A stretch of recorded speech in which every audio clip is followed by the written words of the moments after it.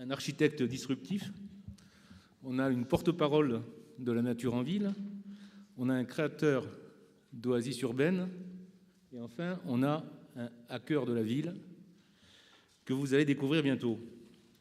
Donc moi-même, je m'appelle Bruno Lost, je suis président d'un bureau d'études qui s'appelle Indigo et qui intervient pas mal dans l'aménagement urbain. Et je suis également président d'une association qui s'appelle ecoquartier.fr et qui est un lieu de débat et d'échange sur la ville et son avenir. Mais je ne suis pas là du tout pour parler de moi. Je vais parler un tout petit peu de la ville avant de donner la parole aux intervenants. Donc cette question, effectivement, durable, vivable, on est dans le cadre de la COP21. On est sur une journée particulière puisqu'il y a aujourd'hui 1000 maires qui ont été invités par Anne Hidalgo à l'Hôtel de Ville de Paris pour mettre en avant l'engagement des maires dans la solution pour limiter l'impact sur le climat.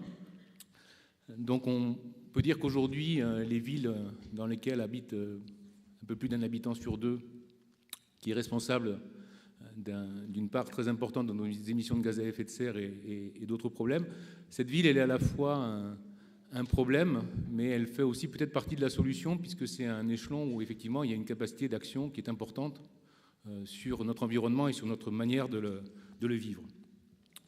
Donc la ville, effectivement, on peut la comparer depuis que le début de nos sociétés humaines à un espèce d'ogre qui en fait dévore des quantités de ressources, que ce soit des matériaux, des aliments, de l'énergie, de l'information, et qui malheureusement en recrache de l'autre côté sous forme de pollutions diverses, sous forme de gaz à effet de serre, qui est le sujet de la COP d'aujourd'hui, mais aussi d'autres polluants gazeux, des polluants liquides, des déchets solides.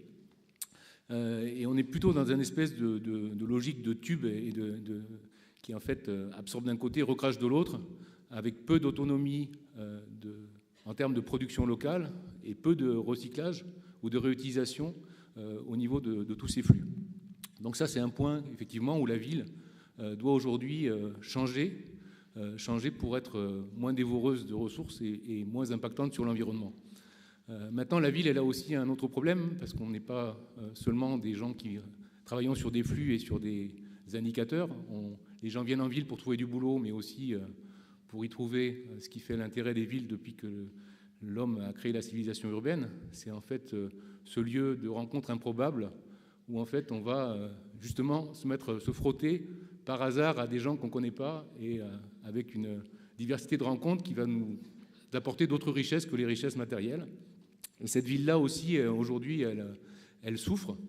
Elle souffre dans le sens où on assiste à une privatisation de plus en plus importante des espaces publics. On voit des quartiers entièrement privés. On a tout un tas de dispositifs qui aujourd'hui sont plus là pour augmenter la productivité économique. On parle de rentabilité du mètre carré de rue ou de place d'espace public. Est-ce que c'est cette ville-là que l'on veut ? Je pense que c'est pas celle qu'on défend. C'est pas celle qu'on défend à Paris, en tout cas depuis quelques semaines par rapport à ce qu'on a vécu. Donc tout l'enjeu, il est effectivement à ce niveau-là. C'est un enjeu extrêmement difficile. C'est comment on peut arriver à préserver ce qui fait cette qualité de vie, de ville et de vie, qui nous la rend aimable, j'aime bien ce terme, tout en diminuant drastiquement notre empreinte écologique. Et a priori, on n'est aujourd'hui pas dans ce modèle-là, donc ça veut dire qu'il faut faire des changements. Donc ces changements, c'est ce qu'on va essayer de débattre avec la table ronde qui est ici, pour donc essayer de voir les solutions qui sont mises en œuvre aujourd'hui et qui peuvent amener à transformer cette ville. Donc on va faire un peu d'échange entre nous pendant une petite heure et il nous restera, j'espère, 25 minutes, une demi-heure pour qu'on puisse prendre vos questions et échanger avec vous. Donc pour réserver ce temps d'échange, je serai un petit peu directif avec le temps des intervenants, mais l'idée étant bien sûr qu'on puisse arriver, si les points ne peuvent pas être développés dans ce premier temps, on pourra le faire à l'occasion des questions et des réponses. Donc pour commencer, donc je vais me tourner vers l'architecte disruptif. Donc je vous laisserai, Vincent Calbeau, expliquer ce terme que je n'ai pas été capable d'expliquer. Donc vous êtes architecte, vous avez réalisé des projets manifestes comme Dragonfly ou Lilypad qu'on a pu voir sur nos écrans, nos tablettes. Donc, vous proposez une vision assez radicale du changement au niveau de la ville, en vous inspirant de la nature et des écosystèmes. Vous recherchez une autonomie en matière d'énergie et d'alimentation, et vous essayez justement de mettre en place ce qu'on peut appeler une économie circulaire, de boucler les cycles des flux sur la ville elle-même. Donc vous défendez aussi une notion de densité, une densité qui est contrebalancée par une présence forte de la nature, et vous êtes un défenseur des tours. Donc c'est vrai que c'est un débat important à Paris, mais pas seulement, on en parlera peut-être sur Grenoble aussi. Donc des tours qui font partie de ce modèle, mais ce n'est pas ce seul aspect, bien sûr, que vous proposez. En particulier, vous proposez de greffer des nouveaux bâtiments sur les bâtiments anciens pour, là aussi, créer plus de logements et plus de places. Et vous avez proposé une notion qui est très intéressante, qui est la solidarité énergétique entre les bâtiments nouveaux et les bâtiments anciens.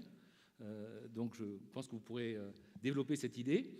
Et donc vous avez été retenu par la ville de Paris pour réaliser une étude prospective justement de densification et de construction en hauteur pour les années qui viennent, qui est une étude qui s'appelle donc Paris Smart City 2050. Et donc je vais vous laisser présenter votre vision de la ville, peut-être illustrée par cette étude parisienne. Donc, merci et bonjour à tous. Donc effectivement, en 2014, on a développé le projet Paris Smart City 2050. Si vous tapez dans Google sur vos smartphones, vous verrez les illustrations. Et le but finalement de cette étude, c'était de dire qu'aujourd'hui, avant de changer de climat, il faut changer de modèle. Et donc, on travaille sur un modèle que nous, on a appelé solidarisme, donc un néologisme basé sur non pas un échange de biens comme le capitalisme, mais bien un échange de liens pour finalement inventer une nouvelle société solidaire qui prône une économie urbaine circulaire, c'est-à-dire une économie qui fait en sorte que tout ce qui est produit et consommé en ville soit recyclé et recyclable suivant des boucles vertueuses. Le concept, c'est de fusionner finalement deux tendances de l'évolution de la ville. La tendance bottom-up, c'est-à-dire le fait que les citoyens, par eux-mêmes, engendrent des nouveaux comportements en s'occupant des friches urbaines, des dents creuses, en revégétalisant par exemple la petite ceinture de Paris de façon spontanée en potager et en verger communautaire. Et cette évolution, on essaye de la faire interagir avec une évolution up-to-bottom de la part des scientifiques et des entrepreneurs innovants pour faire en sorte que finalement on invente, grâce au progrès scientifique et à l'innovation sociale, un nouveau type de ville, Paris Smart City 2050. Le grand concept de cette ville, c'est qu'elle prône effectivement la solidarité énergétique. Le mot à la mode dans ma discipline, c'est la Smart City, la ville intelligente. Des villes intelligentes, il en existe déjà aujourd'hui, comme Songdo en Corée du Sud ou Masdar à Abu Dhabi, qui sont des villes construites ex nihilo, soit en plein milieu des rizières, soit en plein milieu du désert. Donc là, effectivement, il est plus facile, en partant d'une page blanche, d'inventer une ville sobre en carbone. Nous, on a voulu prouver que dans nos vieilles villes européennes, comme Paris, qui avait une très forte valeur patrimoniale, qui en crée l'identité, on pouvait venir densifier le tissu urbain pour venir répondre à la crise chronique du logement que connaît la ville lumière depuis 3 décennies, et en même temps s'inscrire dans ce qu'on appelle le plan climat-énergie, qui vise à réduire de 75% les gaz à effet de serre. Donc on est face quand même à un grand conservatisme, ou pour reprendre la phrase d'un philosophe connu qui est le chat de Philippe Geluck, il paraît que même le futur était mieux dans le passé. On essaie de prouver le contraire et de dire que oui, grâce aujourd'hui à toutes ces innovations sociales et scientifiques, on peut construire des bâtiments intelligents qui sont des BIPOS, c'est-à-dire des bâtiments à énergie positive qui produisent toute l'énergie non seulement dont ils ont besoin, mais qui redistribuent cette plus-value énergétique au tissu historique pour faire en sorte de véritablement être sobre en carbone, comme le recommande la COP21. Donc concrètement, qu'est-ce que ça donne ? Ça donne par exemple la rénovation des tours du 13e arrondissement, quartier des Olympiades et quartier Masséna, qu'on transforme en tours maraîchères, en proposant aux citoyens de devenir les cultivateurs de leur propre alimentation biologique au cœur de la ville, là où on la consomme. Toute cette végétation nourricière produit notamment beaucoup de déchets, mais aujourd'hui, au XXIe siècle, on sait que les déchets peuvent être transformés en ressources naturelles, recyclées et recyclables en boucle vertueuse. Donc par exemple, on a proposé de couvrir la tour Montparnasse d'un véritable Central Park, c'est-à-dire un parc comme à New York, mais qui n'est pas horizontal, mais vertical, qui viendrait recouvrir toutes les façades de cette tour Montparnasse pour faire le premier verger communautaire ouvert 24 heures sur 24 au public. Et toute cette architecture maraîchère produirait les déchets qui, grâce à une double peau de bioréacteurs d'algues vertes, pourraient transformer la partie non comestible des plantes en réseau électrique et en réseau de chaleur, rendant ainsi ce symbole finalement de l'architecture hyper énergivore des années 70 en architecture autosuffisante. Et donc, nous, on travaille beaucoup effectivement sur ce concept de ferme urbaine pour rapatrier l'agriculture au cœur de la campagne et changer le modèle énergivore de la ville contemporaine qui est basé sur l'importation des matières premières et des ressources naturelles et l'exportation de déchets et de pollution. Donc oui, aujourd'hui, il est possible de changer de modèle. Et en pleine COP21, où nous, les pays occidentaux, demandons aux pays africains notamment d'inventer un nouveau modèle post-combustible, post-fossile, je pense qu'on doit devenir nous-mêmes pionniers et exemplaires dans la mise en place de ces nouveaux modèles. Donc il y a quelques points de blocage. On parle souvent de la force des lobbies qui ont une seule envie, c'est de ne rien changer du tout pour rester sur leurs acquis et continuer finalement à gagner de l'argent avec le système mis en place. Mais je pense que justement, nous, en tant que citoyens, quels que soient nos métiers, nous pouvons changer les choses à la racine. Merci Vincent pour cette première intervention. Donc maintenant, on va passer à une personne qui a les rênes justement de la réalisation. Donc Éric Piolle, donc vous êtes maire Europe Écologie Les Verts de Grenoble depuis 2014. Et je dirais si Grenoble a une longue tradition d'innovation à la fois sociale et urbaine, dont dans le domaine de la ville, le fameux quartier de la ZAC de Bonn qui fait partie des pionniers en France. Vous avez très vite modifié les options de l'équipe précédente quand vous êtes arrivé pour développer une nouvelle vision de la ville, que vous appelez d'ailleurs troisième révolution urbaine. Cette révolution, elle est axée en particulier sur les espaces publics et sur une vision de redonner une place à l'ensemble des acteurs sur cet espace public, et en particulier un nouvel équilibre entre les modes de déplacement, entre la voiture, le vélo, la marche à pied en particulier, et donc d'aller vers une ville apaisée avec ce projet de limitation de la vitesse sur l'ensemble de l'agglomération à 30 km/h, je crois, avec également une mesure qui a été très remarquée, parce que très rapide et très brutale, de limitation de l'affichage publicitaire. Vous nous direz peut-être d'ailleurs comment ça contribue justement à changer l'ambiance, la qualité et l'usage de la ville. Mais vous avez également remis en question des projets anciens, et en particulier un projet d'un quartier avec une tour qui, je crois, faisait une centaine de mètres de haut sur une proposition de l'architecte Portzamparc.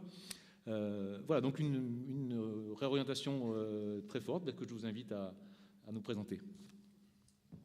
Merci, bonjour à tous.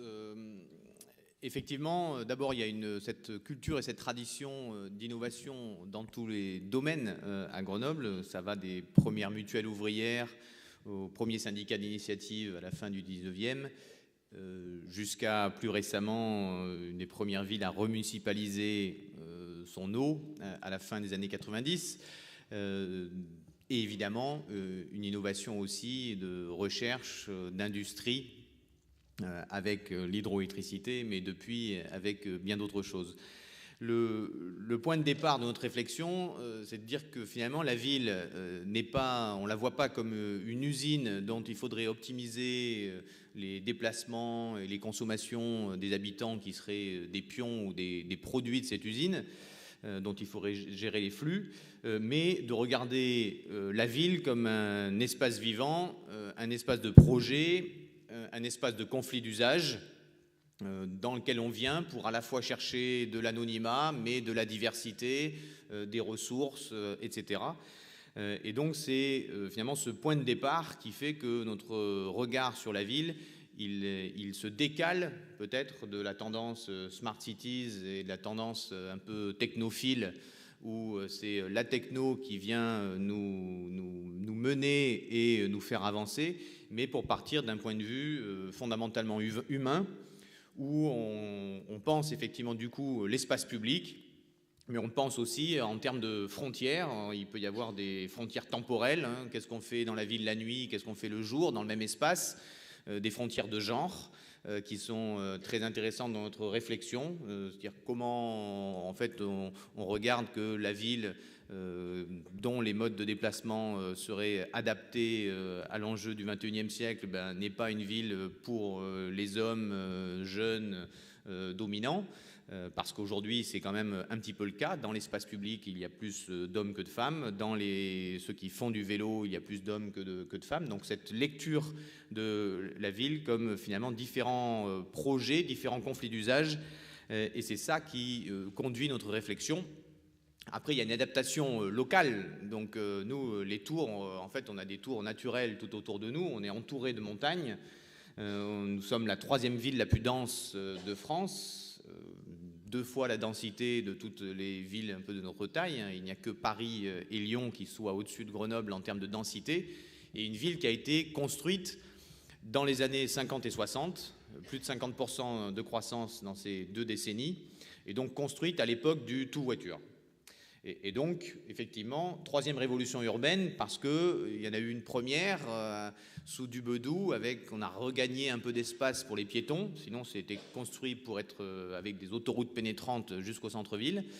On a eu une deuxième avec le tramway. Grenoble était avec Nantes, la première ville, les 2 premières villes en France à ramener le tramway en ville en 87. Et puis là, on a effectivement une 3e révolution urbaine qui amène un paysage, une réflexion un peu cohérente sur la ville, avec ces questions de frontières, avec ces questions de l'espace public, et donc effectivement la publicité et le retrait de la publicité de l'espace public, ça ouvre un champ du possible. Tout d'un coup, on se dit que oui, l'action publique peut faire des choses, et les retours qu'on a eus du monde entier sous cette opération qui pourtant était inscrite dans notre programme, mais ne semblait pas forcément avoir comme destinée de devoir avoir cette couverture-là. C'est juste qu'on pensait juste pas que c'était possible. Voilà. On est dans cette surexcitation consommatrice, et donc se détourner tout d'un coup, faire un pas de côté par rapport à cela, ça semblait impossible à tous, et ça redonne du pouvoir d'agir qui permet d'aller loin dans la nature en ville, la végétalisation, les plantations d'arbres. Grenoble perdait 300 arbres par an depuis 20 ans, on en a regagné 500. Des programmes où les habitants plantent et entretiennent des vergers, jardinent dans la rue, mais également évidemment aussi une cohérence de l'ensemble sur le plan local d'urbanisme. Nous avons revu les hauteurs, revu le contact avec la nappe phréatique qui est un bien commun, et un travail clair sur le bien commun, qui est un discours cohérent qui donne à penser et qui donne à réfléchir, et qui permet en fait à plein d'autres initiatives de s'inscrire dans cette démarche, plein d'autres initiatives urbaines, avec parfois des alliés qui peuvent paraître des alliés pas forcément naturels pour un rassemblement citoyen écolo de gauche. On travaille avec aussi des entreprises comme Bouygues qui ont pensé des démarches un peu sociologiques de construction de bâtiments, et qui se disent qu'ils peuvent venir aussi les jouer ici, mais en gardant en permanence cet état d'esprit de dire que l'innovation peut aller dans la frugalité, et donc ne doit pas nous entraîner dans une dérive techno qui finalement nous enfermerait dans le modèle.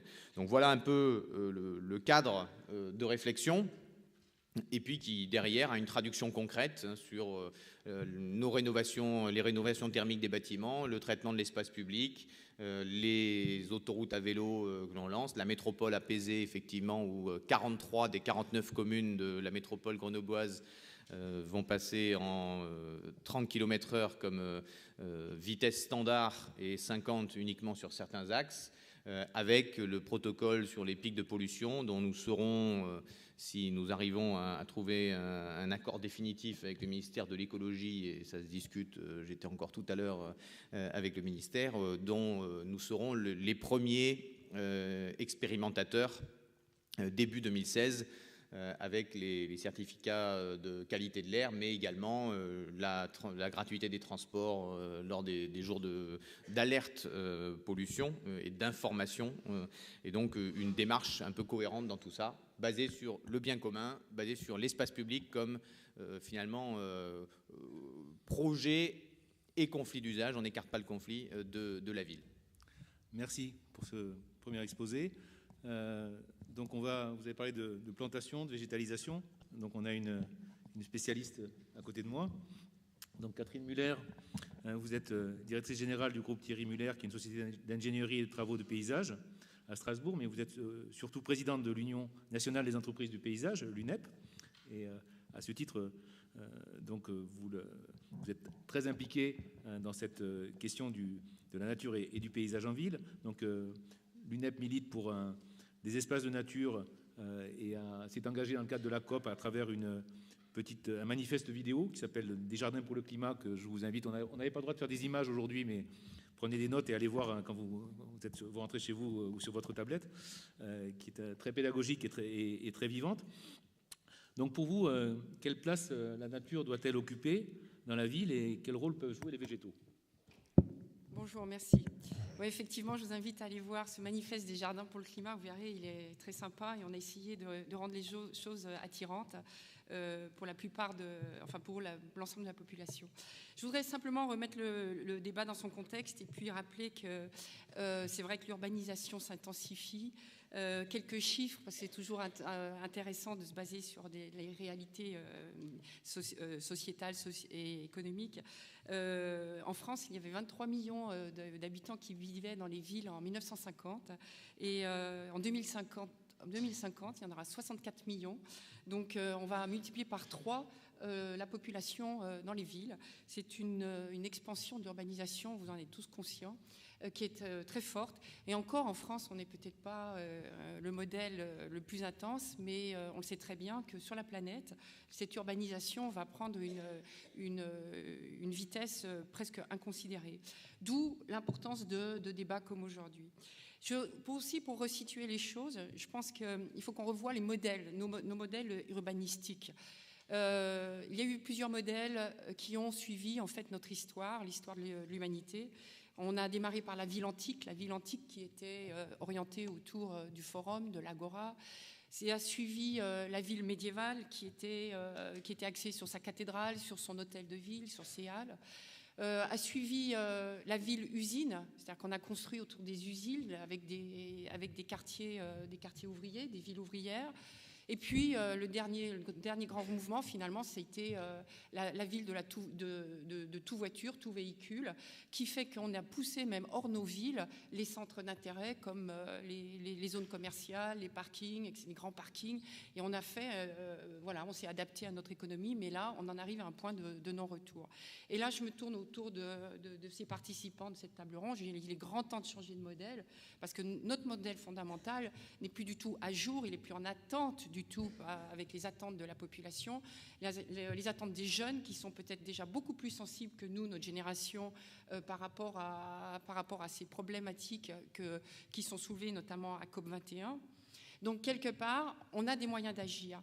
Et les moyens d'agir, moi j'ai de la chance, vous allez me dire, je prêche pour ma chapelle, je représente des entreprises qui font un beau métier. On a une entreprise du paysage, on plante, on aménage, on met du vert, et on végétalise de la route au bâtiment. Et maintenant, vous le savez, d'ailleurs mon voisin l'a bien dit, on végétalise sur les façades, sur les murs. Bref, on a un véritable potentiel qui est tout à fait à nos portées. Mais malheureusement, quand on en fait des analyses, puisque nous travaillons à la fois avec les services techniques de ville, nous travaillons avec des associations, nous essayons d'analyser ce marché-là, on s'aperçoit que les villes en France, en moyenne, ne dépensent pas plus d'1% de leur budget d'investissement à la végétalisation. Donc on a aussi ce problème-là à soulever. Alors je reviens aussi sur ces villes. Il y a eu tout de même, vous savez, il y a des tendances qui se font, donc les villes, les écoquartiers. Finalement, rien de nouveau, parce que si je reprends le modèle de Stein, c'était il y a 100 ans, on a déjà constitué ces villes qui a été des villes de jardins, qui n'avaient pas le mot donc d'éco-cité, c'était des cités-jardins. Donc il y a eu des tentatives, donc des villes très vertes, des villes d'ailleurs avec beaucoup de variétés architecturales. Je me retourne vers les architectes.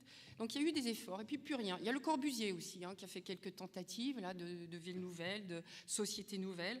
Et puis maintenant, maintenant on s'arrête. Là on est un petit peu un point mort. Alors c'est bien parce que j'entends les deux intervenants précédents qui disent non, il y a déjà quelque chose qui se fait, mais il va peut-être falloir aller un peu plus loin. Alors pourquoi je vous dis un peu plus loin? Parce que finalement, les bienfaits du végétal, quels sont-ils, le bienfait du végétal en ville? Nous, on a recensé 5 grands bienfaits. Ce qui est connu, alors évidemment, c'est le bienfait sur la santé, à la fois physiologique et psychologique. Je veux pas, j'ai des chiffres. Alors toujours pareil, en France, on n'est pas encore très au point au niveau de nos études. Les Américains sont allés beaucoup plus loin que nous, les Anglo-Saxons aussi, pour prouver que quand on habite à côté d'un espace vert ou proche, ou qu'on peut faire un peu de sport en ville, les dépenses de santé sont en chute considérable. Alors j'ai des chiffres. À Washington, par exemple, on s'est aperçu que les personnes de moins de 65 ans qui faisaient du sport en ville dans des espaces verts permettaient de réaliser des économies, des économies de $265 par an par personne. Au-delà de 65 ans, on double, on passe à $500 par an. Les Anglais se sont aperçus que quand on est proche d'un espace vert, on fait des économies de 340 € par an de frais de santé. Donc là, on touche un point qu'on n'a pas encore soulevé, qui est celui de la santé. L'être humain a besoin notre vision de l'avenir, c'est celui d'une santé améliorée. C'est grâce à... La ville doit s'emparer de ce problème, elle doit s'emparer du problème de la santé. Donc, oui, on me dit d'aller plus vite. Je termine sur mes 5 points, puisque je vous ai parlé de la santé physiologique et psychologique. Restera aussi l'urbanisme qu'on peut appeler écologique. On vient d'en parler, vous en avez bien parlé, monsieur. Et l'urbanisme sociologique aussi, puisque finalement, un espace vert, c'est un lieu de mixité sociale, c'est un lieu gratuit en plus, où tous les milieux se rencontrent. Et puis le dernier point, qui est un point économique, et il ne faut pas négliger cet aspect-là, c'est le fait que cette végétalisation redonne de la valeur économique à la fois au patrimoine, de la valeur touristique, et c'est pas négligeable puisqu'on sait qu'un territoire comme celui de la France vit de façon assez conséquente grâce au tourisme, et que le tourisme sera encore un élément qui fera vivre nos villes et nos territoires, et qui sera aussi créateur d'emplois. Voilà. Merci.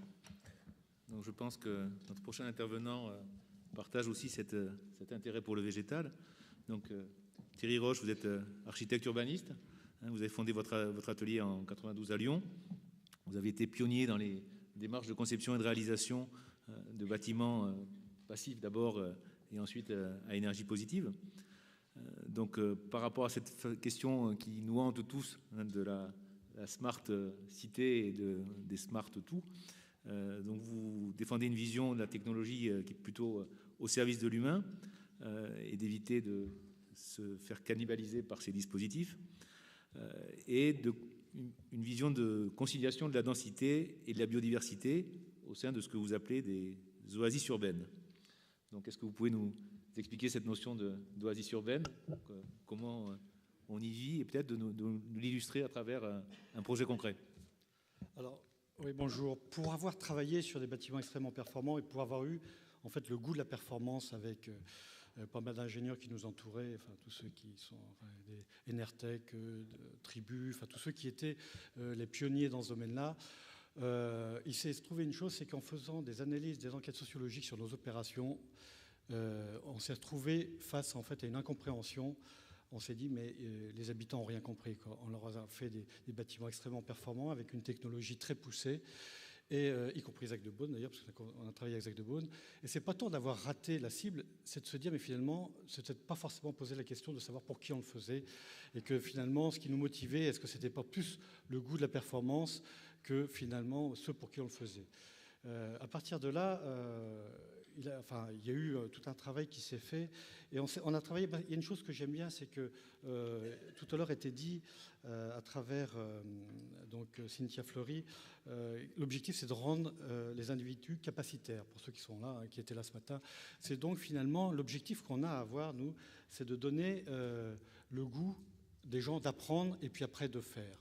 À partir de là, on est rentré dans une autre démarche qui était, mais est-ce que finalement, l'objectif, ce ne serait pas de créer, de raconter une histoire autour de l'individu pour le mettre finalement au centre, et à partir de là, la performance pourra arriver.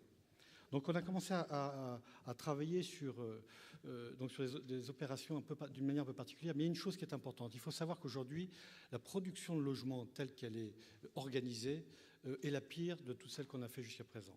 Je dis, on est entre nous, ça ne sortira pas de là, mais il faut savoir que les plans qui sont faits aujourd'hui, on a des toutes petites surfaces avec des petits logements, puisque en fait, avec la séparation de familles et autres, on se retrouve avec des besoins de petits logements. Et vous vous rendez compte que dans un tout petit logement avec énormément de normes, tout d'un coup, on se retrouve justement avec une famille décomposée. Et là, un jour, je me suis dit, mais finalement, cette personne qui a son enfant, qui doit organiser un anniversaire chez elle, qu'est-ce qu'elle a comme possibilité, sinon d'aller au McDonald's? Donc ça veut dire que pour inviter les enfants, ses copains, finalement, qu'est-ce qu'on leur propose et du coup, quelle humanité on propose? D'où l'idée, en fait, de dire, mais finalement, à partir du moment où on fait des opérations un peu importantes, c'est que les gens peuvent acheter, mettons, 60 mètres carrés. Ils vont peut-être acheter 62 mètres carrés, mais ces 2 mètres carrés, ils vont se mutualiser avec toutes les personnes, en fait, des copropriétés.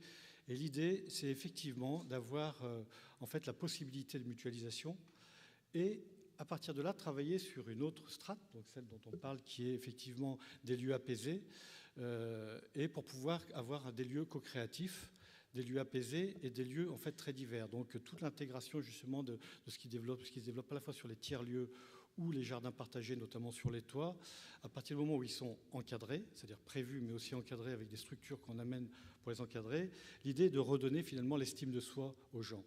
À partir du moment où les gens sont bien ensemble, c'est qu'ils sont bien tout seuls. Donc ça veut dire qu'il faut leur préserver leur intimité, leur préserver en fait leur identité, et puis leur donner la possibilité d'échanger et d'ouvrir.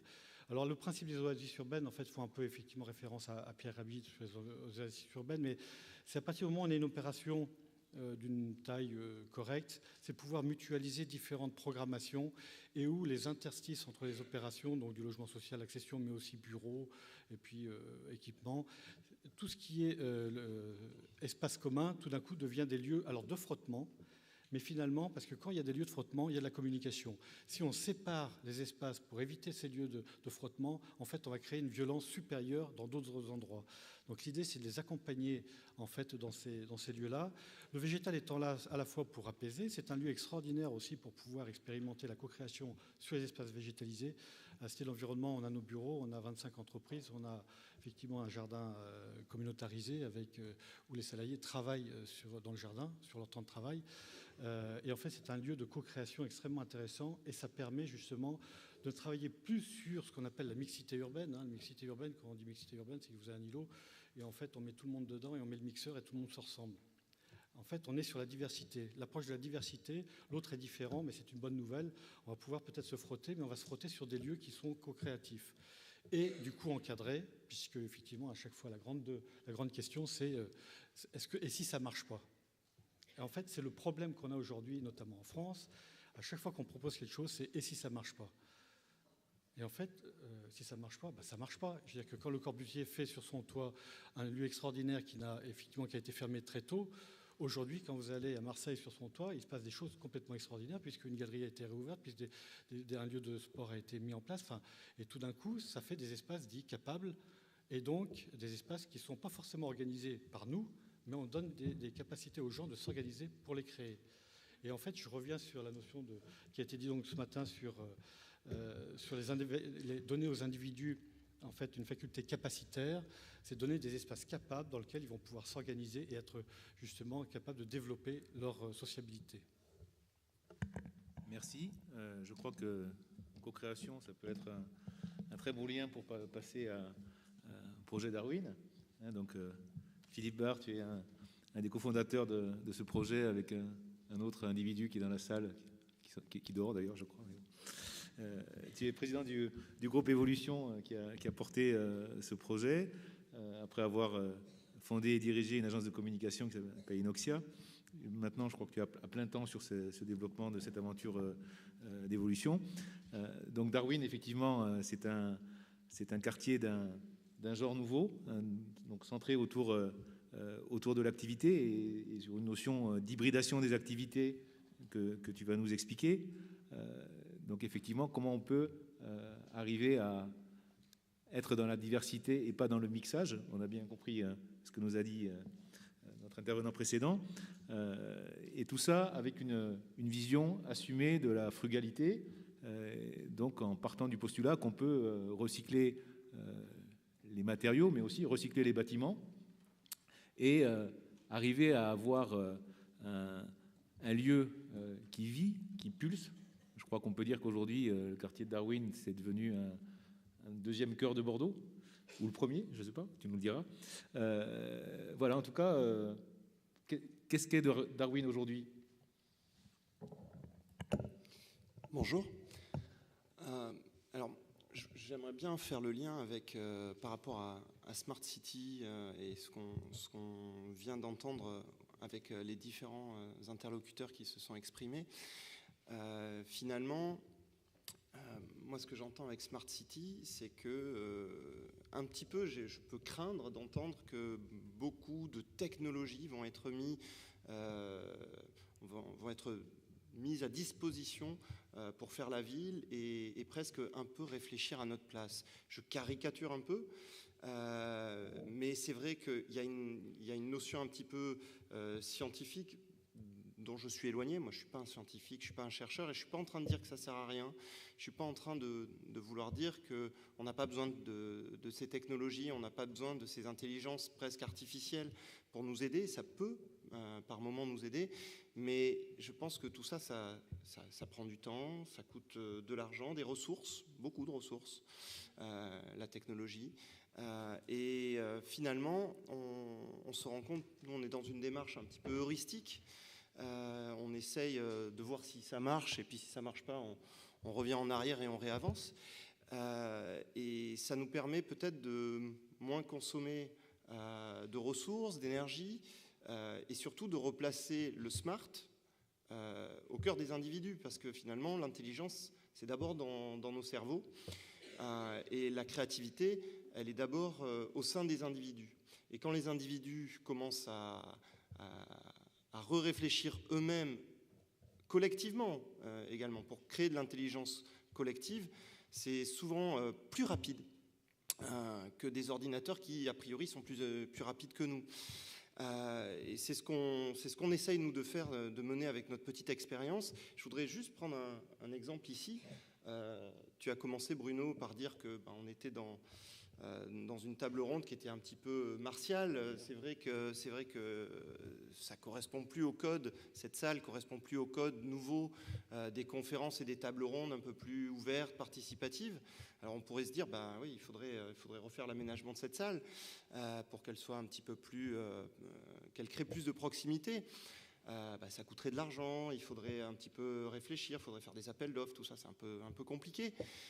Mais on pourrait aussi tout de suite, aujourd'hui, se dire on ne peut pas se positionner autrement, avec un usage différent de ce qui existe aujourd'hui dans cette pièce. Si je m'assois, moi, dessus l'estrade, et si je suis le seul à le faire, ça va faire un petit peu hurluberlu, et ça ne fonctionnera pas. Par contre, si on le fait tous ensemble, tout d'un coup, on va changer la physionomie de notre discussion, et on n'aurait pas dépensé un centime, on l'aura fait très très rapidement, et on aura créé un lien et une relation avec vous qui sera plus forte. Voilà, cet exemple-là, je sais pas, peut-être qu'il ne marcherait pas d'ailleurs, mais ce ne serait pas très grave. Si vous voulez, mais c'est juste pour dire que finalement, on peut, grâce à l'expérience et l'usage de manière très, très simple, changer des choses, en plus de manière parfois ludique, On n'a pas besoin d'être emmerdant pour essayer de rentrer dans une transition sociétale plus frugale, moins énergivore. On peut le faire de manière heureuse. Voilà, et donc nous, c'est ce qu'on essaye de mener à notre petit niveau, et tout en intégrant quand même de la notion technologique, parce qu'on a des systèmes de GTC qui nous permettent d'interfacer les données pour les rendre visibles auprès de nos usagers. Et surtout, on essaye de le faire en mélangeant les activités. On est dans une notion multidimensionnelle. Tout à l'heure, on avait une discussion là-dessus avec Joël. Et c'est vrai que d'avoir plusieurs dimensions dans un même lieu, des dimensions de travail, des dimensions de vie de loisirs, des dimensions de croisement, et avec des publics très différents, des enfants, des start-up, des associations citoyennes, du logement d'urgence. Tout ça, c'est ce qui fait ville. Et aujourd'hui, je pense qu'on doit redonner du droit de ville, parce que ça a été quand même concentré.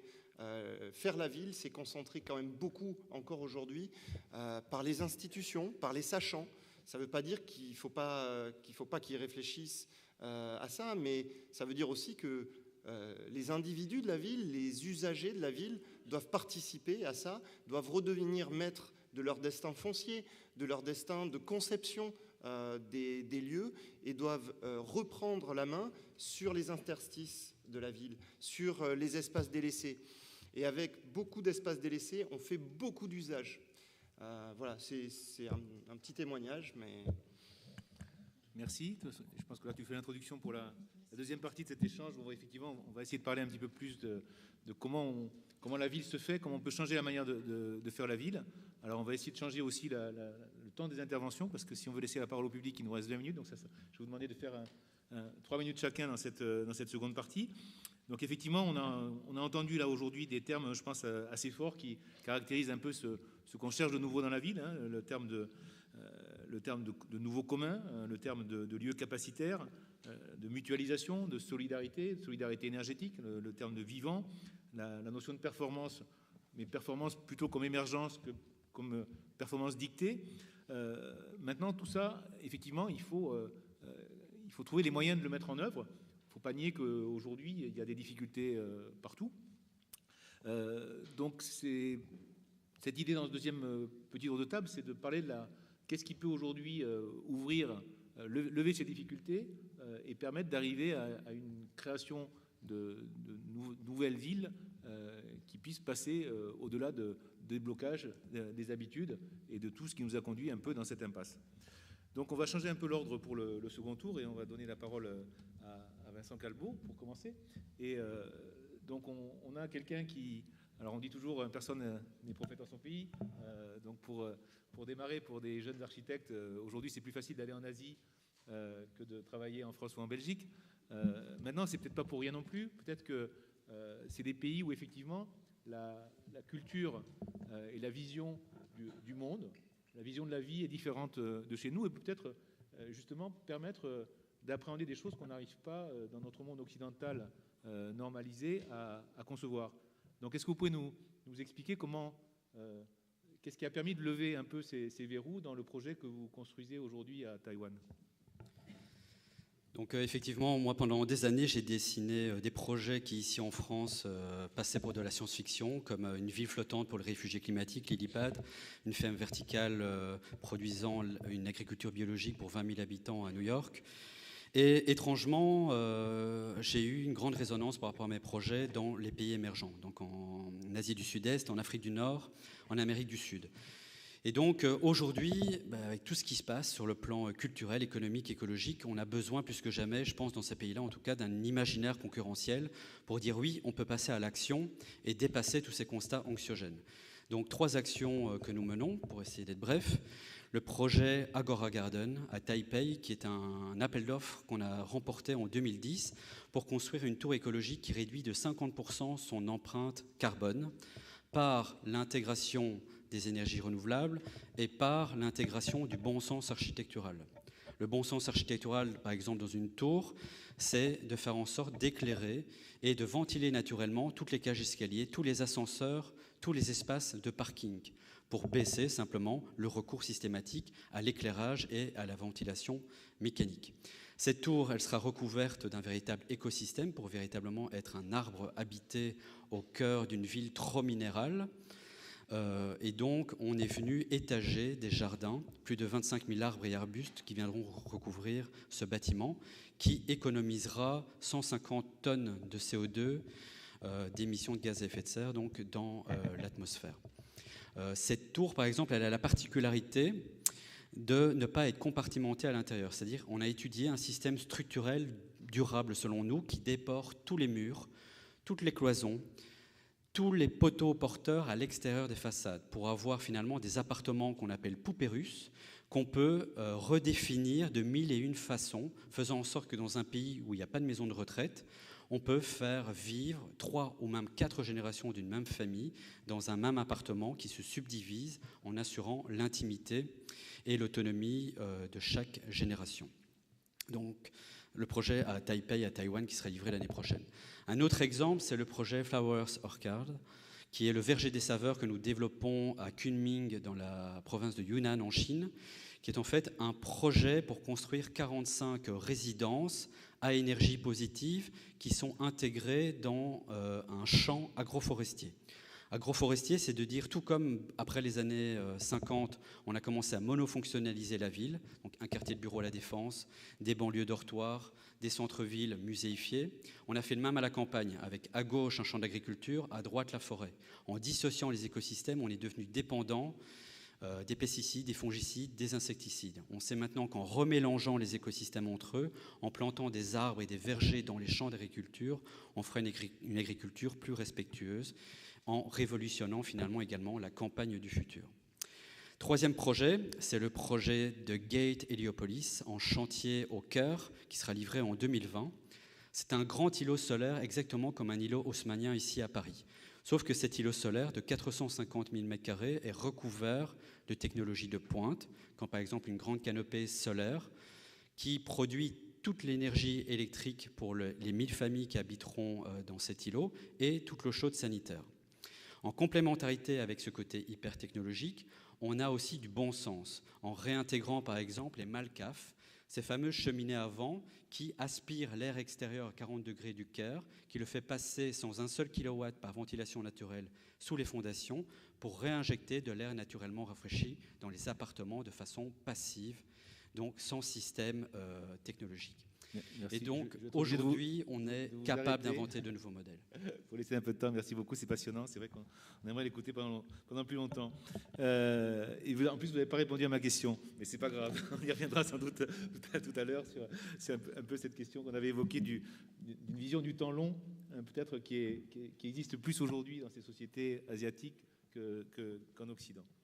Là, par contre, bon, Thierry Roche, je vais vous demander vraiment là, de rester dans le sujet pour parler un peu de cette manière de faire la ville avec les habitants. Donc, vous m'avez parlé d'un projet très intéressant donc, au Québec, où effectivement la question c'était pas seulement de construire ni de reconstruire, mais de faire face à un traumatisme d'une ville qui avait subi un accident industriel et dans laquelle le processus de reconstruction est aussi un processus de reconstruction peut-être des hommes et de la reconstruction d'une identité locale. Donc, est-ce que vous pouvez nous raconter un peu cette histoire ? Oui, c'est une histoire de rencontre assez incroyable, donc avec la mairesse de Lac-Mégantic, qui est une petite commune de 6000 habitants au fin fond du Québec, où un train effectivement de pétrole a explosé il y a 2 ans et demi. Je ne sais pas si vous vous en souvenez, c'était complètement... c'était assez cataclysmique, donc de nombreux morts, une vision écologique dévastatrice en fait. Et il s'est trouvé que par hasard, en fait, j'ai rencontré cette mairesse 2 mois après ce qui s'est passé, qui est une femme qui fait à peine 1m50, qui a 70 ans, mais qui, justement, dans ce qui lui arrivait, a fait une chose assez intéressante, c'est qu'elle a refusé d'abord toute aide que lui apportaient les Nord-Américains, les Américains qui sont juste en dessous, à 20 km de la frontière, qui lui proposaient de reconstruire sa ville tout de suite avec le système américain, donc avec une vision très américaine de la ville autour de la voiture. Enfin, il y avait tout de suite un système qui pouvait être mis en place. Donc elle a tout stoppé. Et en fait, on l'accompagne depuis 2 ans sur une thématique qui s'appelle « Réinventer la ville ». En gros, c'est finalement quand la ville explose et qu'il n'y a plus rien, qu'est-ce qu'on fait, sur quelle base on repart, comment on réinvente tout ça. Et donc, elle a mis en place une consultation générale qui dure depuis 2 ans, où tous les trimestres, elle convoque toute la population. Alors, ne vient qu'une partie, mais vient quand même 2, 3, parfois 500 personnes dans un immense gymnase, et on travaille sur des thématiques, sur ce que c'est que la ville désirée, la ville rêvée, mais la ville aussi avec des vrais outils, c'est-à-dire qu'on leur donne la possibilité de savoir ce que c'est que le coût de la ville qu'on va reconstruire. Donc elle est rêvée, mais à la fois elle est très pragmatique aussi. Et donc c'est intéressant, c'est qu'il y a tout ce débat où ils ont la connaissance des choses et après il y a possibilité de mettre en œuvre. Et les schémas d'aménagement qui sont proposés ne sont plus des schémas comme nous on connaît en France sur la planification urbaine, ce qu'on appelle la ville propre, où justement tout est planifié et on dessine la ville pour 15 ans alors qu'en fait on ne sait même pas ce qu'elle sera dans 2-3 ans. Là-bas, au contraire, c'est la ville qui se reconstruit au fur et à mesure et à chaque fois avec la population, même si ce n'est pas en fait un exemple, je dirais, où tout est extraordinaire, parce qu'il y a toujours des débats en continu. En fait, ça montre qu'on peut se reposer la question de la ville d'une manière très pragmatique à partir du moment où les gens ont la connaissance de chaque décision qu'ils ont à prendre pour faire la ville. Et que 1 euro ou 1 dollar, c'est 1 dollar, 1 euro, c'est 1 euro. Mais à partir du moment où ils ont cette connaissance-là, ils peuvent se projeter en fait sur la ville désirable et savoir le coût de la ville désirable aussi. Merci. Catherine Muller, de votre côté, tout à l'heure vous disiez c'est difficile. C'est difficile. Donc qu'est-ce qu'il faudrait faire pour arriver à mieux prendre en compte la nature dans la conception de la ville d'aujourd'hui ? Ouais, déjà un point au-delà de la conception, mais je pense qu'il faut penser à la ville fertile. Il va falloir. Je suis étonnée parce qu'on n'en a pas encore parlé jusqu'à maintenant, mais à mon sens, il est très important de réfléchir sur cette notion de ville fertile. Ça doit être une ville nourricière, fertile aussi sur le plan social et sociétal, ça on l'a vu. Mais pensons au sol, pensons à l'intérêt du sol, pensons à la terre. Cette ville nourricière qui peut effectivement travailler sur des jardins familiaux ou voire plus des jardins sur des toitures végétalisées, par exemple. Mais pensons à cet acte nourricier de la ville et cette fertilité. Parce que, à mon avis, la densification ne sera possible et la suppression d'ailleurs de la voiture ne sera possible que si on met en avant cette végétalisation. Je voudrais aussi garder une approche un petit peu plus positive, parce que tout n'est pas négatif. On sait qu'en France, on travaille sur ces sujets. Monsieur le maire de Grenoble est bien placé pour le savoir. Mais permettez-moi de vous citer quelques exemples. C'est toujours intéressant de voir ce qui se passe ailleurs. Je peux parler de Strasbourg, une ville que je connais bien puisque j'y travaille, qui travaille sur un parc naturel urbain avec de l'éco-pastoralisme, bien sûr, mais aussi des vergers partagés avec des ruchers urbains. Donc là, on approche la ville fertile. Excusez-moi, petit problème technique. Bourges qui a créé une forêt verte urbaine. Lyon qui travaille sur la revégétalisation des berges de la Saône. Marseille qui a un très gros projet d'un parc d'un hectare, la ZAC Saint-Charles, pour créer une surface d'espace vert et pour la doubler.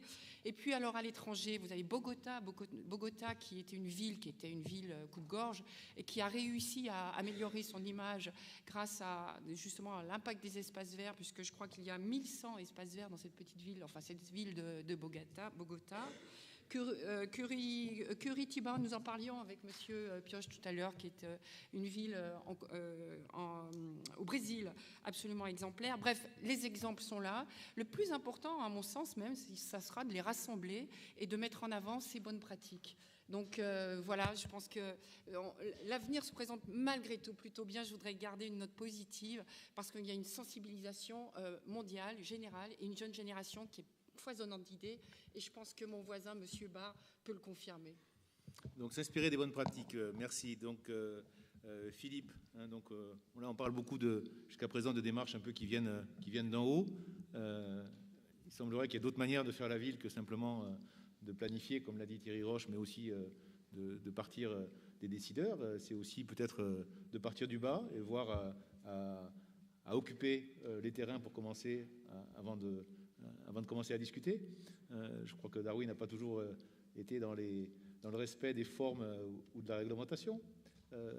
Donc comment on peut effectivement se réapproprier le foncier, éviter que ça ne soit qu'un outil de spéculation comme c'est devenu le cas depuis des dizaines d'années. Donc le foncier, ça sert aujourd'hui à enrichir les 1% dont on parle régulièrement. C'est pas quelque chose du tout d'abstrait. Donc on ne peut pas parler de ville sans foncier, c'est là-dessus que tout se fait, que tout se crée. Donc comment les usagers peuvent-ils se réapproprier cet usage et cette maîtrise du foncier? Oui, alors je pense que malheureusement, l'avenir, il n'est pas si rose que ça. Je suis désolé de plomber l'ambiance, hein, mais on a quand même des alertes qui sont plus que dans le rouge. Et surtout, il nous reste très peu de temps. Il nous reste que 5 ans pour enclencher un véritable changement drastique et pour enrayer, ou plutôt limiter, les conséquences désastreuses de notre société un peu irresponsable. Et quand on n'a plus le temps, eh bien, on n'a pas le temps de planifier à 20 ou 30 ans, quand il nous reste que 5 ans. Donc on doit se prendre en main et on doit agir vite. Et quand on agit vite avec quand même les connaissances de ce qui est moins pire, si ce n'est plus vertueux, eh bien on obtient des résultats. Aujourd'hui, nous, en quelques années, et comme vous le disiez, il y a plein d'autres endroits dans le monde qui montrent la voie avec des voies différentes. Il n'y a pas qu'une seule voie. Mais en tout cas, nous, à notre petit niveau, en quelques années, on émet 5 fois moins de gaz à effet de serre que dans le tertiaire classique. On recycle 80% de nos déchets, on a 70% de déplacement doux. C'est quand même on est sur le modèle énergétique négawatt. On est sorti du nucléaire. On achète notre énergie à Enercop, c'est que de l'énergie sur l'électricité, c'est que de l'électricité verte. Donc on peut changer les choses en très peu de temps si on le décide et surtout si on le met en place au fur et à mesure, tous les jours, et avec véritablement l'engagement de chacun des usagers. Et pour ça, eh bien, il faut un petit peu briser les barrières. C'est ce qu'on a essayé de faire. On est à la fois propriétaire d'une partie de notre foncier, une ancienne caserne militaire qui était vouée à la destruction. On s'est battu pour en racheter une partie, 1 hectare. Et puis, on en a loué une autre partie, 3000 m² de plus, et on en a squatté au départ 10 000 m² de plus. Aujourd'hui, c'est à peu près 45 000 m² sur lesquels on est installé, avec des démarches très diverses de développement entrepreneurial, de commerce responsable. On a le plus grand coworking de France, le plus grand restaurant bio de France. On n'a pas essayé de faire la course au plus gros, il se trouve que c'est comme ça, parce que ça répondait à une attente. Mais on a aussi un skatepark, une ferme urbaine, des ruchers, du logement d'urgence, je le disais, un club nautique, des ateliers participatifs de rénovation de vélos, de mécanique. Bref, des gens qui s'installent chez nous, qui prennent en main leur destinée, leur bâtiment, qui le rénovent avec du bricolage, avec plus ou moins de moyens, et ça fonctionne, ça marche. C'est juste pour dire qu'on peut aller très vite, si on le souhaite, et surtout si on n'attend pas de tout planifier à l'avance pour que ce soit tout carré, tout bien, tout propre, tout idéal. L'idéal, ça n'existe pas, et on n'a pas le temps d'aller chercher l'idéal aujourd'hui. Et ça ne veut pas dire qu'au fur et à mesure, on n'intègre pas des solutions ultra technologiques, scientifiques, brillantes, mais il faut avancer tous les jours. Et c'est ce qu'on essaye de faire. Et il y a une grosse différence par rapport aux grands projets urbains dans lesquels c'est toujours un petit peu les mêmes à qui on redistribue le foncier. Beaucoup de nos collectivités bradent le foncier public à des grandes multinationales de l'immobilier parce qu'elles ont une surface financière qui garantit le paiement, ce qui exclut les exploitants de la ville d'acheter le foncier au départ. Et aujourd'hui, si vous êtes petit entrepreneur ou une association, il faut aller au-delà des rocades ou des périphéries pour construire votre bâtiment. C'est inique. Il faut revenir à ce qui ont fait les villes de tout temps. Elles ont été faites par des bâtisseurs. Les bâtisseurs, c'était n'importe qui dans la ville. Aujourd'hui, on est passé de la ville des bâtisseurs à la ville des bétonneurs. Il faut en sortir.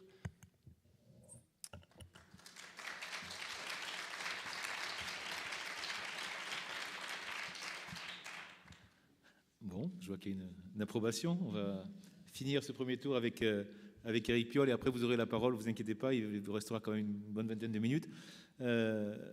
Donc effectivement, hein, par où peut-on procéder pour changer cette ville? Comment on peut faire participer les gens? Quelles différentes tailles de projets aussi hein, peuvent être utilisées? On parlait tout à l'heure de Curitiba.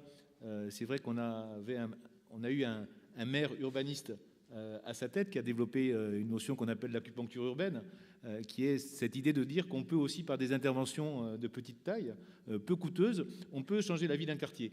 Alors changer la vie d'un quartier, j'ai l'impression que ça fait partie un peu du programme de Grenoble à travers son budget participatif, mais ce n'est pas les seules actions qui sont menées pour faire participer les habitants. Donc Éric Piolle, comment cette dimension participative est prise en compte aujourd'hui à Grenoble? Alors si je peux me permettre, en fait, je vais donner mon temps de parole à la salle. Parce que si vous voulez savoir ce qu'on fait, vous pouvez aller sur notre site et en 5 minutes vous aurez fait le tour. Et voilà. Donc si par contre vous avez envie d'aller vous frotter à un point particulier, on peut le faire ensemble.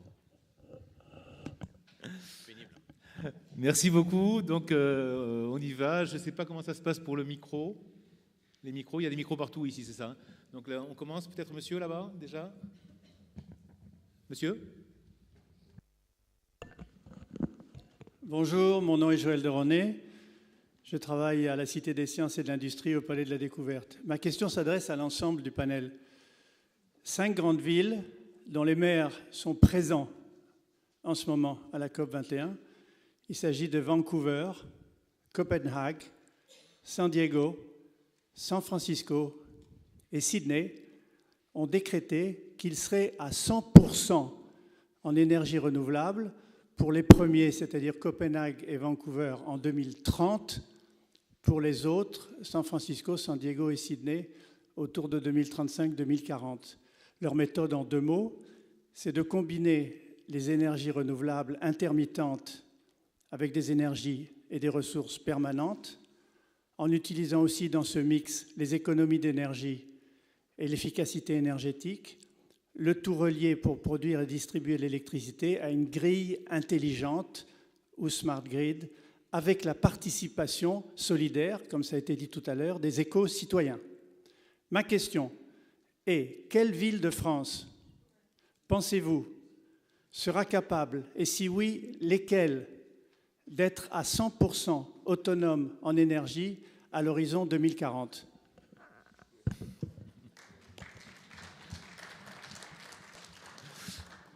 Bon, pour Grenoble déjà, à quel horizon?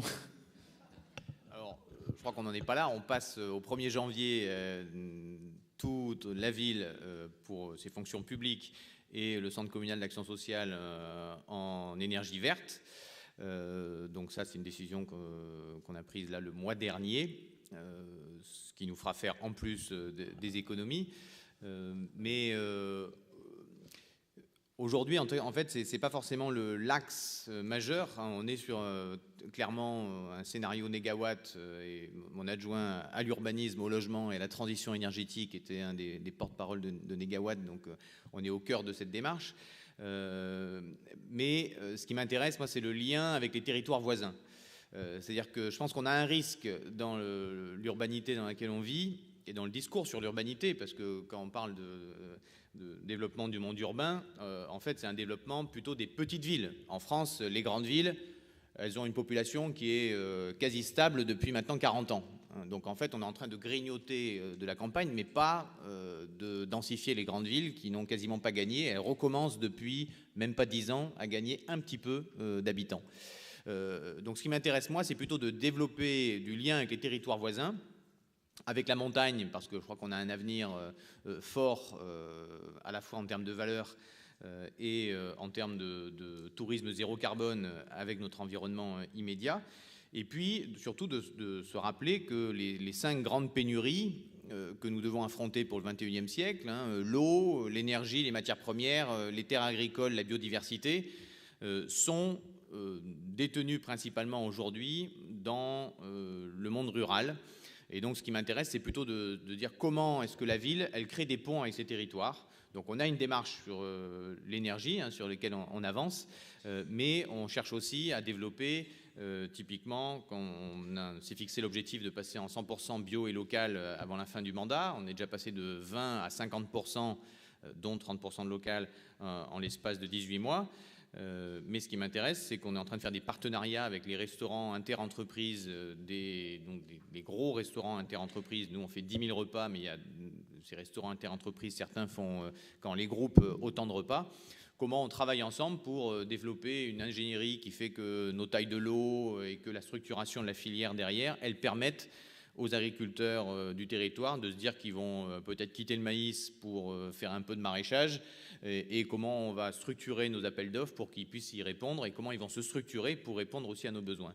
Donc l'axe de travail est plutôt de se dire que la ville, disons que le prisme, c'est qu'il y a un discours sur la ville qui est de dire la ville c'est le phare de l'humanité, une concentration d'intelligence. On a entendu des discours que j'ai entendus lors des passages en métropole, disant que c'est vraiment ce qu'il y a de mieux, puisque d'ailleurs ce qu'on voit de la Terre depuis un satellite, c'est la ville, ce qui veut bien dire que c'est ça qui est important.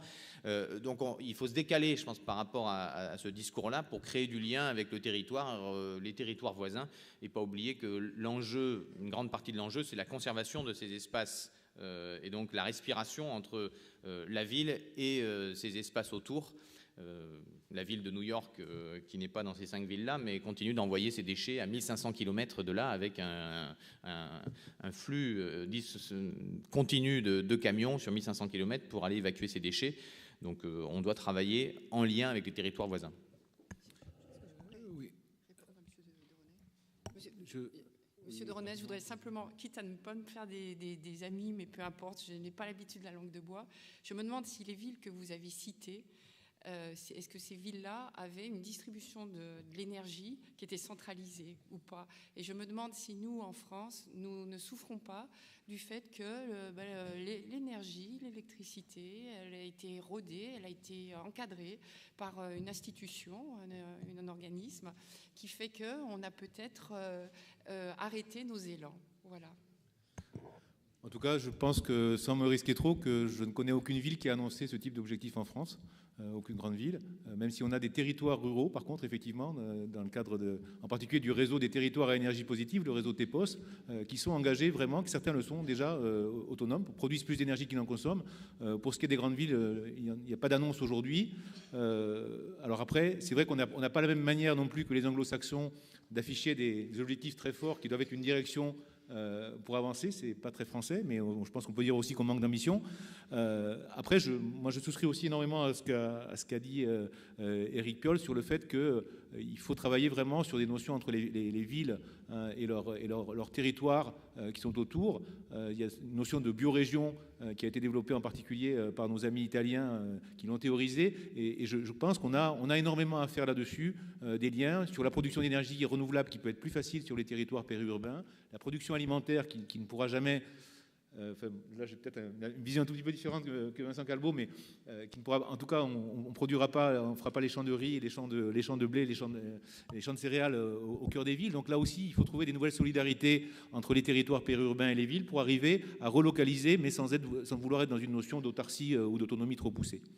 Mais en tout cas, je pense qu'on n'a pas, effectivement, je pense qu'on manque peut-être d'ambition en France sur ce sujet. Une autre question ? Oui. Bien. Merci. Justin Liu, je m'occupe d'argent, je m'occupe des finances sans frontières. Merci au panel. Simplement une chose à souligner. Pas un seul instant, je ne vous ai entendu parler de tous ces citoyens qui sont devant vous, qui sont impliqués dans ce que vous leur proposez. Ce dont il s'agit, la France est une puissance mondiale. Il n'y a pas de pétrole, mais des idées extraordinaires. Simplement, il y a un problème de gouvernance qui consiste à dire on va faire les choses pour eux, on va leur dire vous faites ça. Ces citoyens qui sont ici, qui vous écoutent, là, sont prêts à vous apporter l'aide, donc tout l'argent nécessaire. L'idée, c'est l'implication de la personne concernée dans ce qu'on propose de lui faire. Donc, c'est juste pour vous faire cette remarque sur le mode de gouvernance des projets. Le mode de gouvernance des projets, c'est simplement impliquer chaque citoyen, l'ouvrier, le paysan, dire voilà ce qu'on souhaite faire, qu'est-ce que tu en penses? Nous, à Finances sans frontières, on a créé, avec des Français, la France, la plus petite banque au monde. Je vous donne rendez-vous l'année prochaine. Vous verrez que l'argent existe partout. Nous donnons de l'argent pour construire des maisons. Vous connaissez le crowdfunding immobilier? Ce sont les mêmes citoyens qui donnent de l'argent pour aller construire leur maison. C'est de ça qu'il s'agit. Je vous ai écouté, félicitations, hein, spécialiste en matière, c'est bien.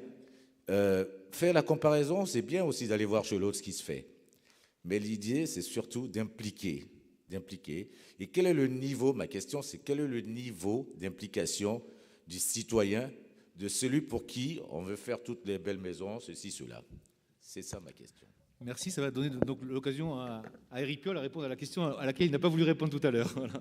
Je suis trop rusé parce qu'en fait, je savais que la question allait forcément arriver, donc je ne prends pas beaucoup de risques. Effectivement, il faut avancer avec, en fait, on parle de la vie, donc on parle de la vie des gens, on parle de la vie avec les gens. Et il y a différentes manières de faire, mais d'abord, il faut casser le mur entre les élus et les habitants. Donc pour cela, pour en tout cas notre pratique, il a fallu juste s'appliquer les règles de monsieur et madame tout le monde, à la fois en vendant les voitures, en recasant les chauffeurs, donc on n'a plus de voitures avec chauffeur, en baissant les indemnités, en se promenant comme on le faisait avant, en gardant un contact en fait, et en étant au milieu, ce qui n'enlève rien du pouvoir symbolique de l'élu, mais ce qui permet juste le dialogue et qui n'est pas en train de construire un mur en disant il y a 5 ans, il y a 6 ans, moi je me suis engagé pour les régionales de 2010, j'avais un boulot, j'avais une vie associative, j'avais une vie de famille, des copains et tout. J'ai décidé de m'engager en politique. Si d'un côté, hop, je passe de l'autre côté du mur et puis c'est fini, ça ne marche pas. Donc casser ce mur entre les habitants et les citoyens, casser aussi l'image de l'élu magicien, et donc c'est casser aussi l'esprit de consommation qui est aussi porté par les habitants. C'est-à-dire que le discours est de dire vous arrêtez aussi de consommer de l'élu comme vous consommez de la nourriture, comme vous consommez des jouets, vous consommez de la techno, et vous attendez aussi de consommer de l'élu.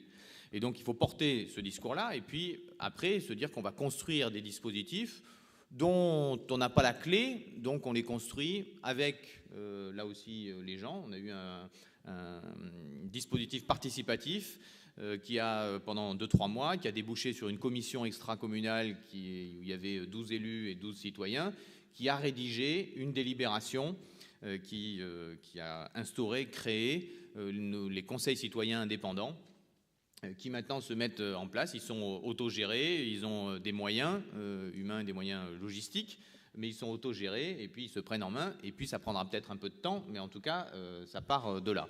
Deuxième aspect, on a mis de l'enjeu aussi, c'est-à-dire qu'on a consacré une part de notre budget à des budgets participatifs. Donc il y a eu un phénomène, un parcours de quelques mois où les habitants ont d'abord déposé leurs projets, il y en a eu quelques centaines, puis sont venus expliquer leurs projets devant d'autres citoyens dans une ruche à projets.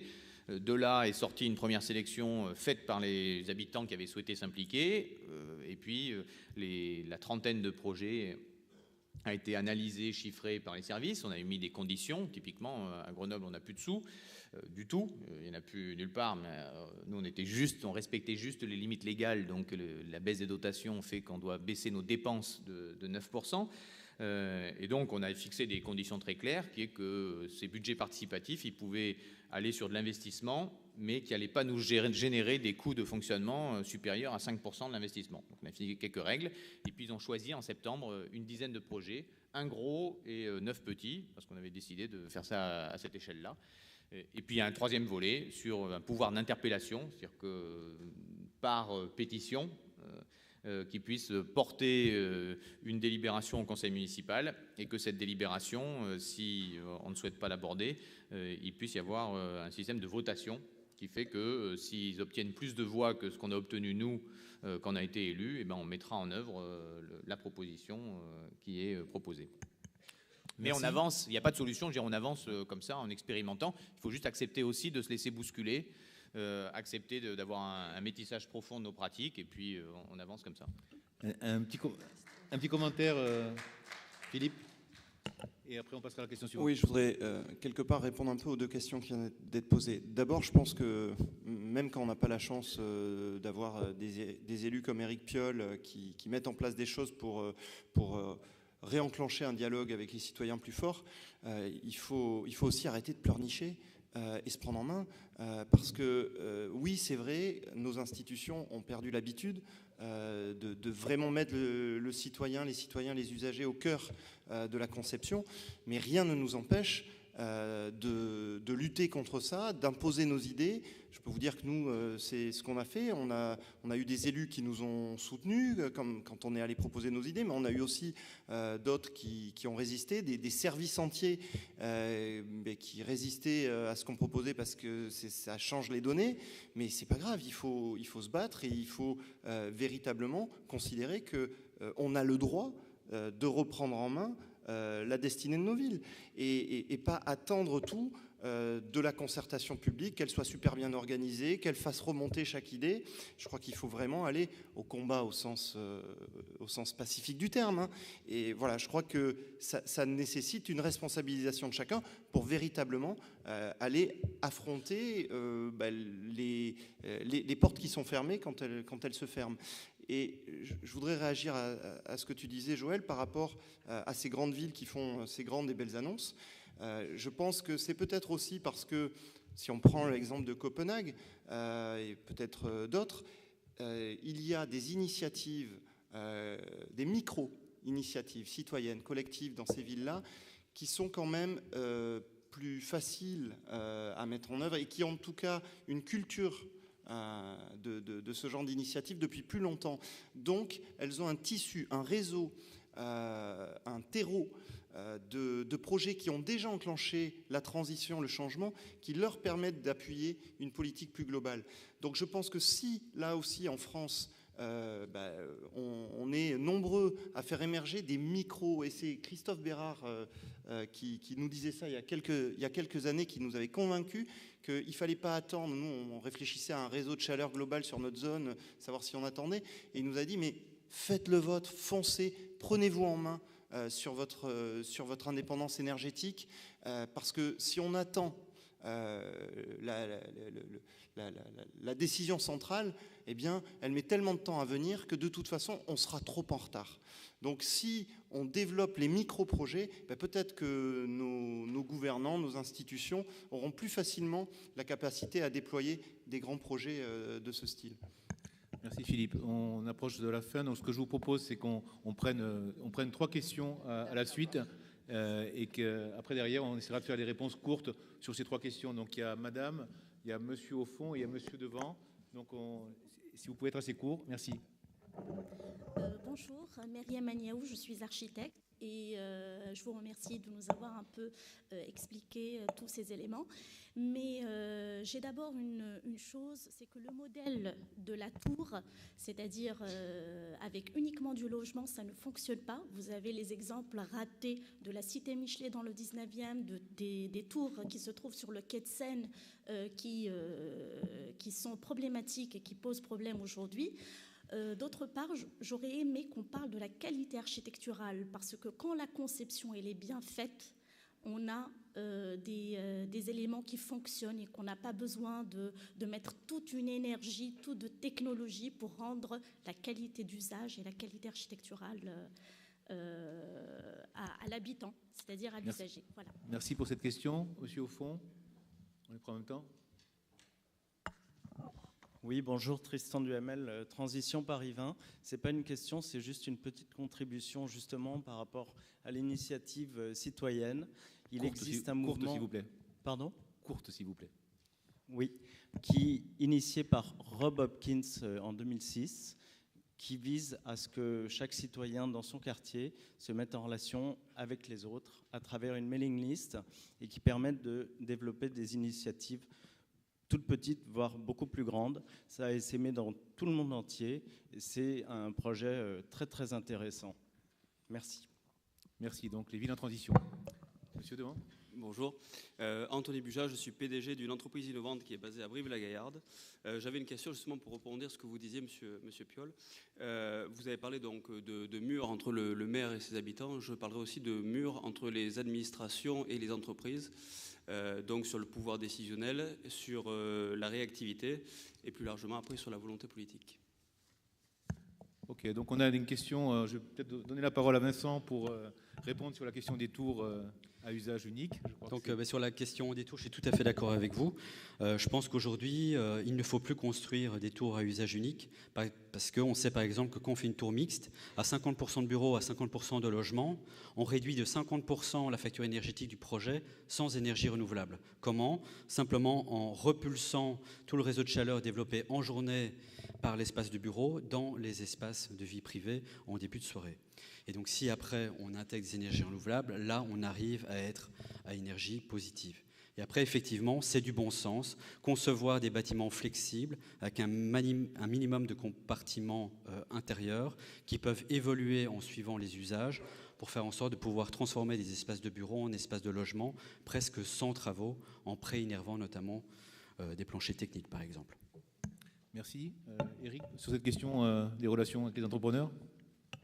Oui, c'est pas qu'avec les entrepreneurs, c'est de fait, il y a moins ça marche, plus le service public s'est refermé sur lui-même.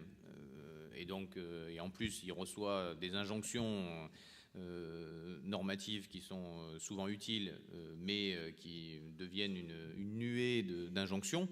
Donc la réaction naturelle, c'est comme un escargot, quand vous touchez les antennes, et ben, il va se mettre au fond de la coquille et puis il faut attendre pour qu'il ressorte le bout du nez. Et donc on a un travail à faire autour de ça pour que finalement,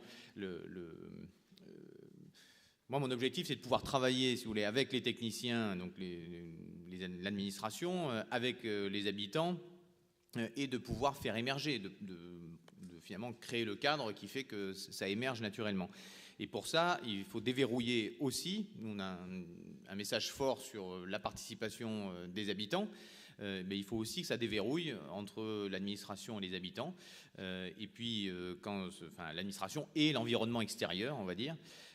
Et donc, évidemment, ça passe par un travail qu'on a commencé là, de repenser finalement comme un portefeuille de services presque pour une entreprise, mais de repenser quel est le besoin, pas le besoin primaire, mais le vrai besoin, se dire comment on s'assure qu'on est enfin effectivement en train, puisqu'on a un service public, de répondre à une question importante et collective, et comment, en repartant de là, on réinvente la chaîne, on retourne la pyramide.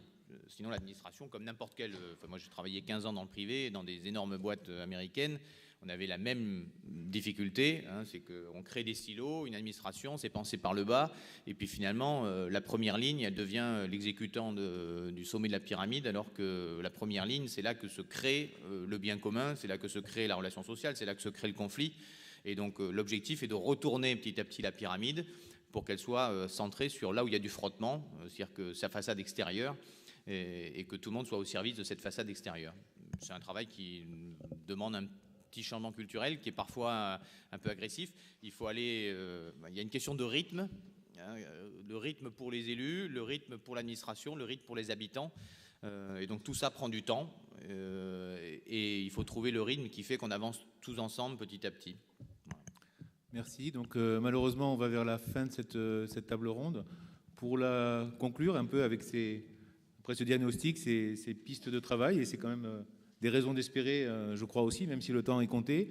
Je vais demander à chacun des intervenants alors ce sera très court, c'est peut-être un mot ou une phrase pour vous qui vous semble la priorité pour construire cette ville de demain? Une phrase ou un mot, commençant peut-être par ma voisine, Catherine. Oui, un mot, un espace socio-territorial avec de l'hyper-proximité. Moi, je dirais la plus belle des énergies renouvelables, c'est notre intelligence et notre faculté de s'adapter. Moins de biens, plus de liens. Moi, je pense il faut qu'on redonne l'estime de soi aux gens, puisque là, on est entre nous, mais il y a quand même des gens qui sont en très, très grande difficulté. Et donc, c'est redonner cette estime de soi aux gens et en fait de réenchanter la ville, donner envie de cette ville désirable. Moi, il y a un mot, quand j'ai commencé à gribouiller tout à l'heure pour préparer un peu l'intervention, il y a un mot que je n'ai pas casé et qui me semble que j'ai souligné, pourtant entouré une première fois, souligné 2 fois, donc je vais le prendre, c'est métissage. Je pense que la ville est un lieu de métissage et je crois que particulièrement en ces périodes un peu troubles, c'est ça que je garde en tête, un fort lieu de métissage. Merci. Merci. Merci aux intervenants. Donc vous pouvez, si vous avez envie d'en savoir plus, il y a bien sûr des sites internet de chacun. Il y a aussi un manifeste qui s'appelle Une autre vie, entre parenthèses, 2L, est possible, sur le site ecoquartier.fr que je vous invite à signer si vous vous retrouvez dans ces idées. Donc bon après-midi à tous.